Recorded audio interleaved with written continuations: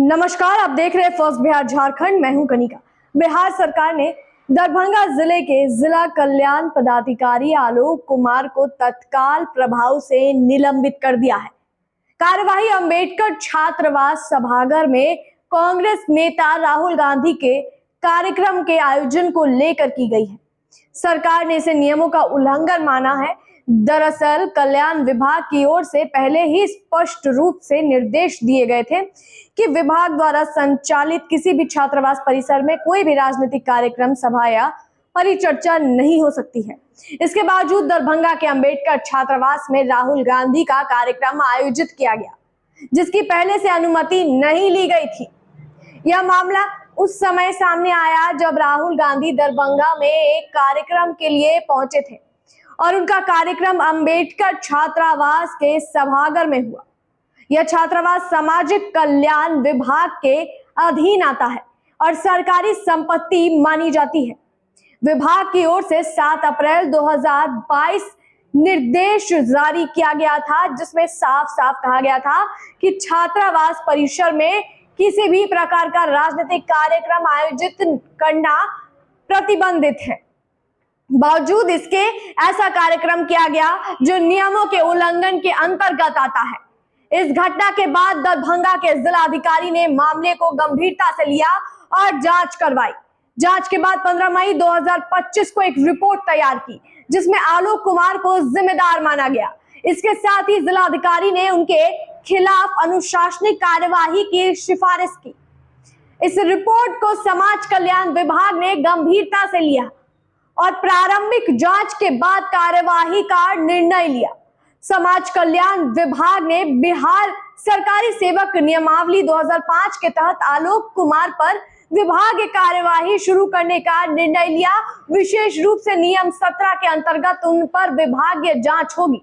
इसके अलावा नियम 9(1) के तहत उनके तत्काल प्रभाव से निलंबित भी कर दिया गया है। निलंबन के दौरान उनका कार्यस्थल भी बदल दिया गया है।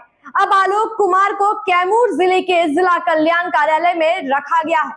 वहीं से उन्हें विभागीय जांच से जुड़ी सभी पत्राचार में सहयोग करना होगा और नियमित रूप से रिपोर्ट देना होगा। निलंबन का आदेश समाज कल्याण विभाग के अपर सचिव द्वारा जारी किया गया। आदेश में यह भी कहा गया कि निलंबन के दौरान आलोक कुमार को नियमानुसार जीवन निर्वाह भत्ता मिलेगा, लेकिन उन्हें नियमित सेवाओं की तरह कार्य नहीं सौंपा जाएगा। विभाग ने यह भी सुनिश्चित किया कि जांच निष्पक्ष रूप से और जल्द पूरी की जाए, ताकि दोष सिद्ध होने पर उचित कार्यवाही की जा सके या यदि वे निर्दोष पाए जाए तो उन्हें बहाल किया जा सके।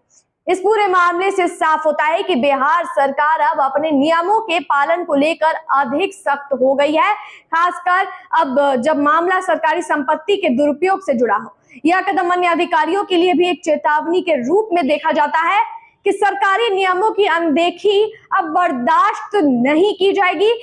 सरकारी भावनों से अब परिसरों में स्थान नहीं दिया जाएगा, चाहे वह किसी भी पार्टी से जुड़ी हो। सरकार ने यह कार्यवाही करके यह संदेश देने की कोशिश की है कि सरकारी परिसरों का उपयोग केवल निर्धारित कार्यों के लिए ही होना चाहिए। छात्रावास जैसे स्थान छात्रों के रहने और पढ़ाई के लिए होते हैं, न कि राजनीतिक आयोजन के लिए।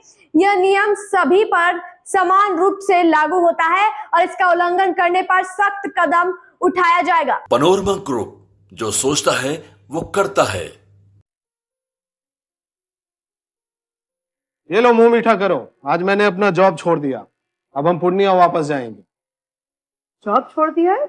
मतलब ये घर कैसे चलेगा? हम करेंगे क्या? और माँ बाबूजी क्या बोलेंगे? इसलिए मैं एक और मिठाई का डब्बा लाया। अपने बिजनेस के लिए लोन अप्रूव हो गया।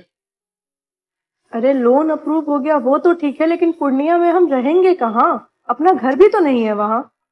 इसलिए तो एक और मिठाई का डब्बा अलग से लाया हूं। हमने पूर्णिया में घर ले लिया है, पूर्णिया के ई होम्स पैनोरमा में। पूर्णिया में पैनोरमा ग्रुप लेकर आए हैं ई होम्स पैनोरमा। बड़ा घर, आलीशान जिंदगी और अत्याधुनिक सुविधाओं के संग। अरे अरे, अब क्यों मुंह मीठा करवा रही हो? क्योंकि हम घर वापसी जो कर रहे हैं। घर वापसी की खुशी पूर्णिया में ई होम्स पैनोरमा के संग। E homes panorama, luxurious lifestyle redefined.